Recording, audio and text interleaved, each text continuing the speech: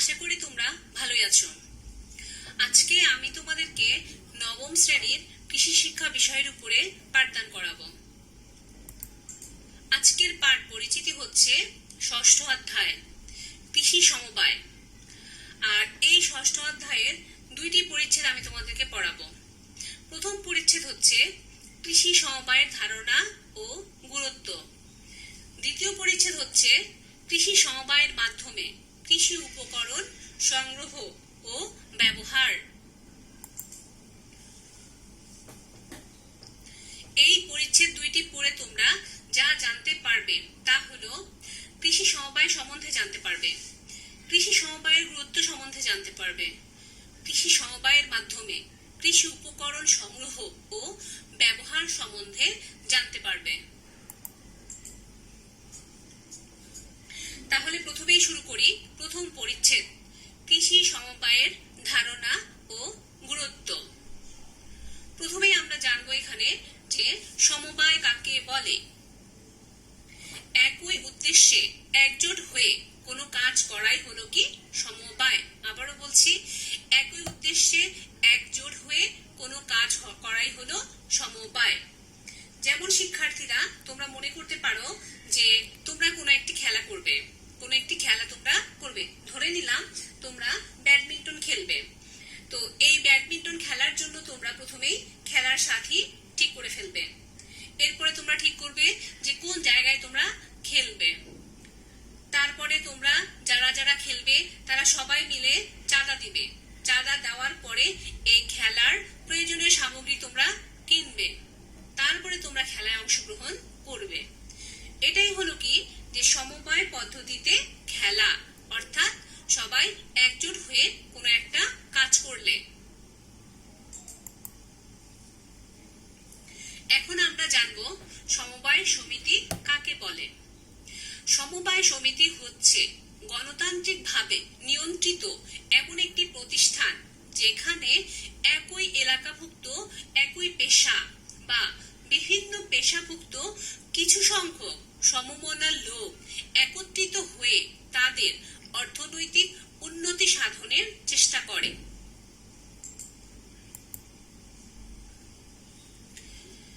এখন তাহলে আমরা জানবো কৃষি সমবায় কাকে বলে। কৃষি সংক্রান্ত বিষয়ে কৃষকরা জোট বেঁধে কাজ করাই হচ্ছে কি কৃষি সমবায়। কৃষি কাজের জন্য প্রয়োজনীয় মূলধন সংগ্রহ, কৃষি যান্ত্রিকীকরণ, ফসল উৎপাদন, সংগ্রহ উত্তর ফসল পরিচর্যা, গুদামজাতকরণ, পরিবহন এবং বাজারজাতকরণ সকল কাজ সমবায়ের সদস্যরা সুচারুরূপে সম্পূর্ণ করার জন্য সীমিত সংখ্যক কৃষক একমত হয়ে নিজেদের পারস্পরিক সম্মতির ভিত্তিতে একটি কৃষি সমবায় গড়ে তুলতে পারে। আমরা একটা কৃষি সমবায় সমিতির ছবি দেখতে পাচ্ছি আমরা এখানে যে সমবায় সমিতিটির নাম হলো প্রত্যাশা কৃষি সমবায় সমিতি। আর এখানে একটি সাধারণ সভার আয়োজন করা হচ্ছে। সাধারণ সভায় একজন ব্যক্তি বক্তব্য দিচ্ছে আর বাকি যে সদস্যরা আছে তারা সবাই বক্তব্যটি মনোযোগ সহকারে শুনছে। এই সমবায় সমিতির মধ্যে একটা মনোবল রয়েছে এরকম যে এই সমবায় সমিতিতে যারা সদস্য হিসেবে থাকবে তারা সবাই তাদের মতামত স্বাধীনভাবে উপস্থাপন করতে পারবে। সমবায়ের ভিত্তি কি? প্রত্যেক সমবায় কৃষক তার জমি ও পুঁজির আনুপাতিক হারে মুনাফার শরিকানা লাভ করবে। এটাই হলো কি সমবায়ের ভিত্তি। আচ্ছা, এখানে দেখা যায় যে কোনো একটা গ্রামে যদি কোনো ধনী কৃষকও থাকে সেক্ষেত্রে সে একাই ফসল উৎপাদন করলো। ফসল উৎপাদন করার পরে দেখলো যে ফসলের ফলন অনেক বেশি পরিমাণে হলো, বাম্পার ফলন হলো। আর যখনই দেখা যায় বাম্পার ফলন হয় তখনই ফসলের দামটা পড়ে যায়। তখন কৃষক কিন্তু ফসলটা বিক্রি করতে বাধ্য হয়। আর তখনই দেখা যায় যে ফসলের উৎপাদন লস হয়ে যায়। আর এক্ষেত্রে যদি যে কোনো কৃষক একাই হলো ফসল উৎপাদন না করে সমবায়ের ভিত্তিতে ফসল উৎপাদন করে, সেক্ষেত্রে তারা খুব সহজেই সমবায়ের সদস্যরা মিলে প্রক্রিয়াজাতকরণ কেন্দ্র গড়ে তুলতে পারে, এরপরে হলো বড় গুদাম তৈরি করতে পারে। আর যখনই দেখা যাবে যে ফসলের দাম কম হচ্ছে, তখনই তারা সেই প্রক্রিয়াজাতকরণ কেন্দ্রের মধ্যে বা গুদামের মধ্যে ফসল সংরক্ষণ করে রেখে দিতে পারে। এরপরে যখন দেখা যাবে যে ফসলের দাম বেশি হবে, তখন সদস্যরা সেই ফসলটা বিক্রি করতে পারে।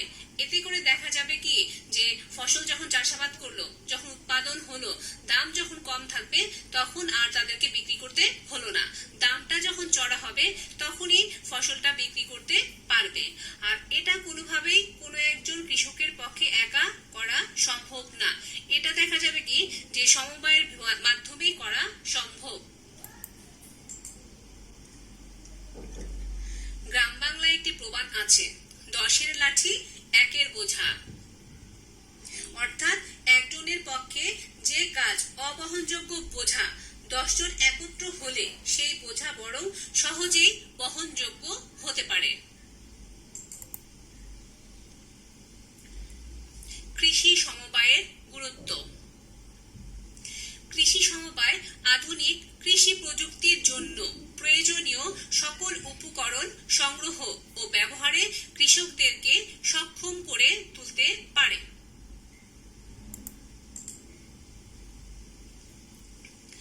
পরিবেশ বান্ধব কৃষি প্রযুক্তি যেমন শস্য পর্যায় অবলম্বন, নিবিড় ও সমন্বিত চাষাবাদ পদ্ধতির ব্যবহারে কৃষকদেরকে সক্ষম করে তুলতে পারে।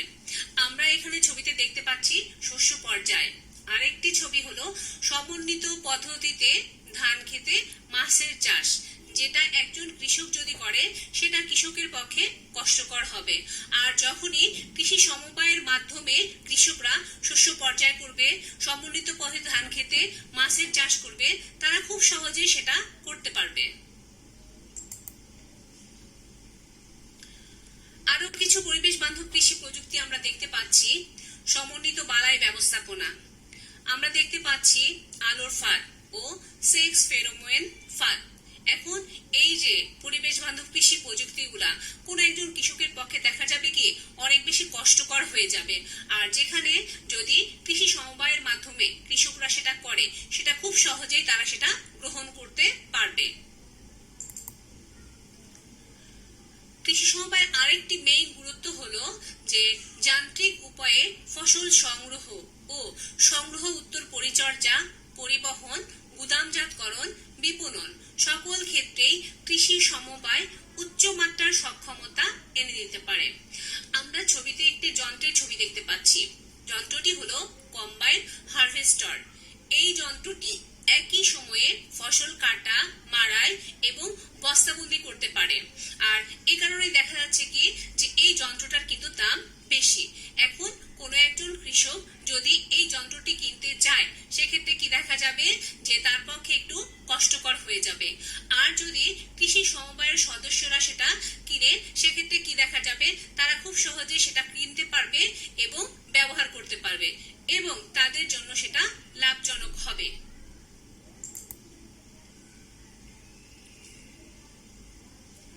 কৃষি সমবায় কৃষককে হঠাৎ বিপর্যয় সহনশীলতাও যোগায়। 10 মিলে করি কাজ, হারে জিতে রাহিলাস, এমন সম্ভাবনার সৃষ্টি হয়। কৃষকরা যখন জমিতে কৃষি ফসল উৎপাদন করলো, তখন যদি হঠাৎ করে কোনো প্রাকৃতিক দুর্যোগের শিকার হয়, যেমন শিলাবৃষ্টি হলো, তো শিলাবৃষ্টির আঘাতে দেখা যায় কি কিছু কিছু ফসল নষ্ট হয়ে যায়। আর যখন কিছু ফসল নষ্ট হয়ে যাবে, তখন দেখা যাবে কি যে কৃষি সমবায়ের যে সদস্যরা থাকবে তাদের অনেকের ফসল নষ্ট হয়ে যাবে, আবার অনেকের ফসল কিন্তু অক্ষত থেকে যাবে। এই যে কিছু কিছু সদস্যদের ফসল নষ্ট হলো না, এখান থেকে যে উৎপাদনটা পাওয়া যাবে এর মাধ্যমেই যাদের ফসল আবার ক্ষতিগ্রস্ত হলো তাদের ক্ষতিটা পুষিয়ে নেওয়া সম্ভব। এই কারণে বলা হচ্ছে কি যে 10 মিলে করি কাজ, হারিয়ে জিতি নাহিলাজ। কৃষি সমবায়ের প্রকারভেদ, অনেকগুলো প্রকারভেদ আছে। আজকে আমরা উদ্দেশ্য অনুসারে কৃষি সমবায়ের প্রকারভেদটা আলোচনা করব। প্রথমে আমরা দেখতে পাচ্ছি এখানে কৃষি মূলধন সমবায়। এরপরে হলো কৃষি উপকরণ সমবায়, কৃষি উৎপাদন সমবায়, কৃষি পণ্য বাজারজাতকরণ সমবায়। আমরা একটা একটা নিয়ে আলোচনা করি। প্রথমেই হলো কৃষি মূলধন সমবায় বা সঞ্চয় সমবায়। শব্দটা শুনেই বোঝা যাচ্ছে সঞ্চয় মানে কি, জমা করে রাখা হবে। কৃষকরা প্রত্যেক সপ্তাহে বা প্রত্যেক মাসে বা সুবিধাজনক সময়ে নিয়মিত নির্দিষ্ট অঙ্কের টাকা সমিতিতে জমা দিবে। যার যখন কৃষিকাজে প্রয়োজন হবে তারা সেখান থেকে সেই পরিমাণ টাকা ঋণ হিসেবে নিতে পারবে। এটাই হলো কৃষি মূলধন সমবায়। কৃষি উপকরণ সমবায়। উপকরণ শুনেই আমরা বুঝতে পারছি যে কৃষি উপকরণ বলতে কি বোঝানো হয়, বীজ, সার, ওষুধ, যন্ত্রপাতি ইত্যাদি। এখন এখানে যে কৃষকরা তো আগেই ঠিক করে নিবে যে তারা কোন মৌসুমে কি ফসল চাষাবাদ করবে। আগে থেকেই সমবায়ের সদস্যরা বীজ, সার, ওষুধ, যন্ত্রপাতি এগুলো সংগ্রহ করে একটা সমিতির মাধ্যমে রেখে দিবে। সেই সমবায়টাকে বলা হচ্ছে কি কৃষি উপকরণ সমবায়। এবং এই সদস্যদের মধ্যে যখন যার যেটা প্রয়োজন হবে তখন তারা সেখান থেকে সেটা নিয়ে ব্যবহার করতে পারবে।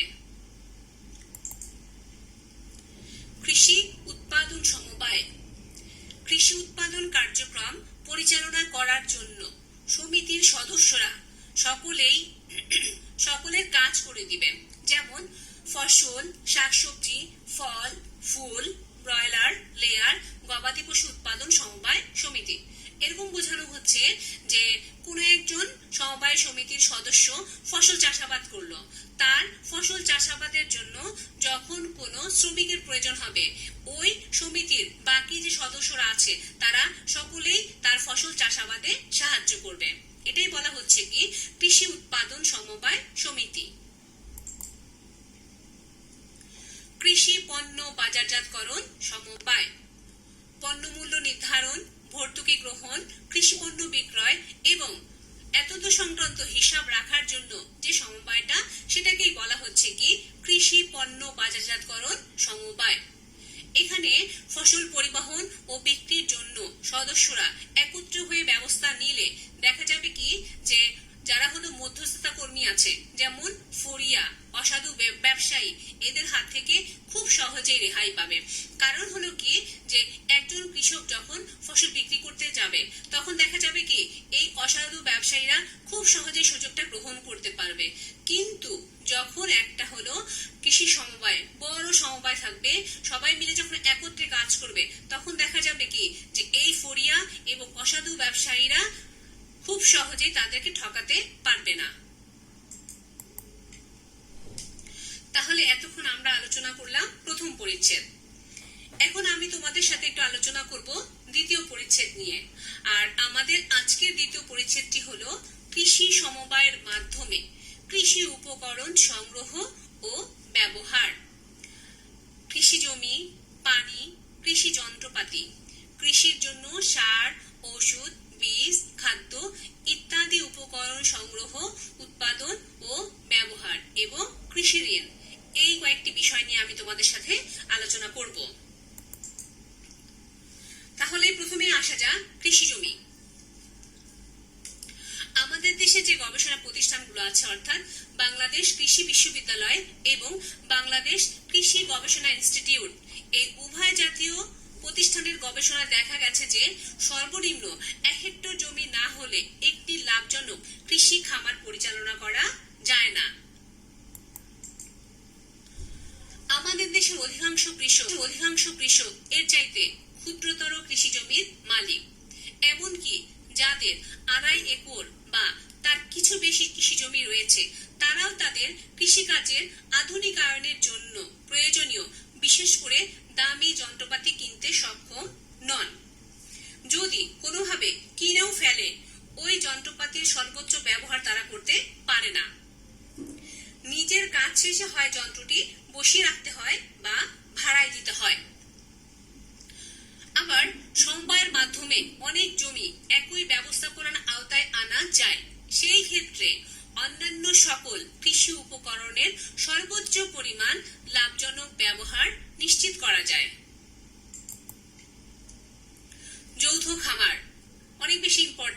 আমাদের দেশের প্রেক্ষাপটে। আমরা জানি যে আমাদের দেশের জমিগুলো অনেক ক্ষুদ্র ক্ষুদ্র, অর্থাৎ বড় জমিগুলো ক্ষুদ্র ক্ষুদ্র আকারে এখন পরিণত হয়ে গিয়েছে। সমবায়ের ভিত্তিতে জমির আয়েল তুলে বড় জমি বা খামার করে চাষাবাদ করলে উৎপাদন খরচ কমবে ও উৎপাদন বেশি হবে। সাথে সাথে দেখা যাবে কি যে ছোট জমিতে কিন্তু সব ধরনের কৃষি যন্ত্রপাতি চালনা করা যায় না। যখনই জমিটা বড় জমিতে রূপান্তরিত হয়ে যাবে, খুব সহজেই সব ধরনের কৃষি যন্ত্রপাতি জমিতে ব্যবহার করা যাবে। সমবায়গণ সম্মত হলে কিছু জমিতে জলাধারে রূপান্তরিত করে বর্ষার পানি ধরে রাখা যায়, যা থেকে প্রয়োজনের সময় সেচের পানির নিশ্চয়তা সৃষ্টি করা যায়। আমরা একটা ছবি দেখতে পাচ্ছি, কৃষি জমির পাশে জলাধার, অর্থাৎ জমির মধ্যে যে জায়গাটা একটু নিচু থাকবে সেখানে আমরা জলাধার তৈরি করতে পারি।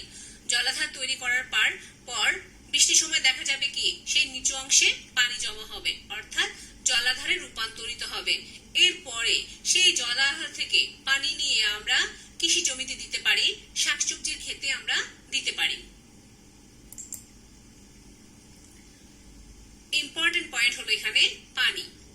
কৃষি কাজের জন্য পানি অত্যন্ত গুরুত্বপূর্ণ। পানি ছাড়া কোনো ধরনের কৃষি কাজই কিন্তু চালানো সম্ভব নয়। কয়েক দশক আগে আমাদের দেশে কৃষিকাজের জন্য গভীর নলকূপের সুপারিশ করা হতো। অভিজ্ঞতার মাধ্যমে আমরা জেনেছি যে গভীর নলকূপের পানি অতি ব্যবহার পরিবেশ বান্ধব নয়। সবচাইতে নিরাপদ পানি হলো জলাধারে সঞ্চিত পানি। সবচাইতে নিরাপদ পানি হলো জলাধারে সঞ্চিত পানি। জলাধারে পানি বর্ষাকালে সঞ্চয় করে সারা বছর সেই পানি ব্যবহার করা সর্বোত্তম। জলাধার করা, সেখান থেকে পাম্পের সাহায্যে সেচ নালা বা পাইপে সমবায়ের আওতাধীন জমিগুলোতে স্বল্প অপচয়ে সেচের পানি ব্যবহার করা যায়। আবার ভূ উপরিস্থ জলাধারে সঞ্চিত পানি দিয়ে সেচ দেওয়ার খরচ তুলনামূলকভাবে অনেক কম। তাছাড়া সেচ ছাড়াও এই জলাধারের পানি অন্যান্য আনুষঙ্গিক কাজে লাগায়, যা লাভজনক। কৃষি যন্ত্রপাতি। কৃষির আধুনিকায়নের জন্য কৃষি যান্ত্রিকীকরণ প্রয়োজন। পাওয়ার টিলার, ট্রাক্টর সহ বিভিন্ন ধরনের যন্ত্রপাতি বিভিন্ন ধরনের কৃষিকাজে ব্যবহৃত হয়। আর এই সকল যন্ত্রপাতির ক্রয়, পরিচালনা ও রক্ষণাবেক্ষণ খুব সহজেই সমবায়ের মাধ্যমে করা যায়, যা ব্যক্তি মালিকানায় সম্ভব নয়। কারণ হলো দেখা যায় আমাদের দেশের কৃষকরা অনেক বেশি দরিদ্র, তাদের সবার পক্ষেই কিন্তু পাওয়ার টিলার, ট্রাক্টর এগুলো কেনা সম্ভব নয়। আমরা ছবিতে দুইটি যন্ত্র দেখতে পাচ্ছি, একটি হলো পাওয়ার টিলার, অপরটি হলো ট্রাক্টর। পাওয়ার টিলার দিয়ে কম গভীরতায় জমি চাষ করা যায়, আর ট্রাক্টর দিয়ে বেশি গভীরতায় জমি চাষ করা যায়। উপকরণ সংগ্রহ, উৎপাদন ও ব্যবহার। বীজ, সার, পালিত পশু পাখি, মাছের খাদ্য, এমনকি রোগবালাই নিবারক ওষুধেরও একটা বড় অংশ সমবায়ের ভিত্তিতে উৎপাদন করা যায়। সরকারের কৃষি সেবা সংস্থাগুলোও বীজ, সার, ঔষধ সরবরাহ করে। সমবায় তার বাৎসরিক প্রয়োজনটা আগে থেকে নির্ধারণ করে সেবাদানকারী সংস্থাকে সেই তথ্য আগে ভাগেই সরবরাহ করতে পারে। এতে করে জাতীয় কৃষি সেবাদানকারী সংস্থাগুলো সরবরাহযোগ্য উপকরণের মোট চাহিদা সম্পর্কে জেনে যথাসময়ে প্রয়োজনীয় ব্যবস্থা নিতে পারে। কৃষি ঋণ। কৃষিতে প্রয়োজনীয় পরিমাণ কৃষি ঋণ যথাসময়ে নিরাপদে প্রাপ্তি কৃষির জন্য খুবই সহায়ক। আমরা জানি যে কৃষকরা যখন কৃষি কাজ করতে যায় তখন তাদের কৃষি ঋণের প্রয়োজন হয়। আর একজন কৃষক যখন কৃষি ঋণ গ্রহণ করার জন্য বিভিন্ন ধরনের প্রতিষ্ঠানে যায়, বিভিন্ন ধরনের প্রতিষ্ঠান দেখা যায় কি যে কৃষকদেরকে কৃষি ঋণ প্রদানে অনেক ধরনের সমস্যার সম্মুখীন করে। আর এতে করে দেখা যায় কি যে কৃষি সমবায় যখন কৃষি ঋণ গ্রহণ করতে যায় বিভিন্ন ধরনের প্রতিষ্ঠানে, তখন ঋণদাতা প্রতিষ্ঠান কিন্তু সেখানে আর কোনো সমস্যার সৃষ্টি করে না, বরং দেখা যায় কি যে ঋণদাতা প্রতিষ্ঠান ঋণ দিতে স্বাচ্ছন্দ্য বোধ করে। এর কারণ হলো যে প্রথমত ঋণ গ্রহীতার নিবন্ধনকৃত পরিচয় রয়েছে, দ্বিতীয়ত ঋণের অর্থের সুষ্ঠু ব্যবহারের একটা নিশ্চয়তা রয়েছে এবং তৃতীয়ত যথাসময়ে ঋণ পরিশোধের নিশ্চয়তা সমবায় দিতে সক্ষম। আচ্ছা, তাহলে আমি তোমাদেরকে একটা একটা করে কৃষি উপকরণের ব্যবহার বললাম। আশা করি তোমরা লেকচারটা বুঝতে পেরেছো। এখন আমি তোমাদেরকে একটি বাড়ির কাজ দিব। আজকের বাড়ির কাজ হলো একটি সৃজনশীল প্রশ্ন। এই দুটো পরিচ্ছেদের উপর ভিত্তি করে আমি তোমাদের জন্য একটি সৃজনশীল প্রশ্নের আয়োজন করেছি। আজকের প্রশ্নটি হলো, একটু মনোযোগ দিয়ে শোনো। জাফর মিয়া মধুপুর গ্রামের বাসিন্দা।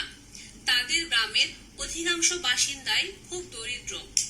তাদের চাষের জমির পরিমাণ এতই অল্প যে সব ধরনের কৃষি যন্ত্রপাতি চালানো যায় না। এমত অবস্থায় জাফর মিয়া গ্রামের কৃষকদের নিয়ে কৃষি সমবায় গড়ে তুললেন। এরপর কৃষকরা ফসল চাষের জন্য কৃষি উপকরণ সংগ্রহ ও ব্যবহার করে লাভবান হলেন। ক, কৃষি সমবায় কাকে বলে? আমি তোমাদেরকে পড়িয়েছি, তোমরা পারবে। খ, সমবায়ের ভিত্তি কি? ব্যাখ্যা করো। এটা তোমরা পারবে। গ, মধুপুর গ্রামের বাসিন্দারা কিভাবে লাভবান হলেন বর্ণনা করো। উদ্দীপকটি ভালোভাবে পড়ে অ্যান্সারটি লিখবে। পরের কোশ্চেন, উপযুক্ত সমবায়টির গুরুত্ব বিশ্লেষণ করো। এটা তোমাদের বাড়ির কাজ দেওয়া হলো, খাতায় সুন্দর করে তোমরা লিখবে। এরপরে যখন স্কুল খুলবে তোমরা তোমাদের সাবজেক্ট টিচারকে দেখাবে। আজকে তোমরা ক্লাসটি অনেক ধৈর্য সহকারে মনোযোগ দিয়ে শুনেছো, এজন্য তোমাদের অসংখ্য ধন্যবাদ। আজকের ক্লাস এখানেই সমাপ্তি ঘোষণা করছি।